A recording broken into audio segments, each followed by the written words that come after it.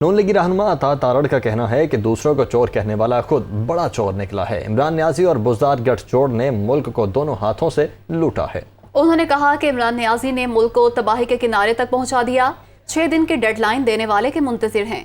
वो लाहौर में मीडिया से गुफ्तगू कर रहे थे। इमरान न्याजी और बुज़दार ने जो पोस्टिंग ट्रांसफ़र की, जो ठेकेदारों को कंसेशंस दिए, जो ठेके दिए और उसके एवज डायमंड की अंगूठियां, डायमंड्स, घड़ियां और महंगी पेंटिंग्स बेच के काला धन बनाया, तो ये चोर चोर डाकू डाकू कहने वाला पाकिस्तान की तारीख का सबसे बड़ा चोर और डाकू निकला है। मुल्क को तबाही के दहाने पे खड़ा करने की ये जो दास्तान है, ये सिर्फ चोरी और चकारी पर मबनी है।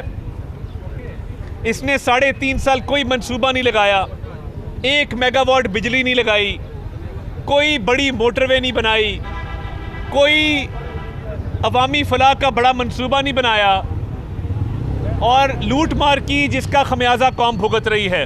अब मरते क्या ना करते।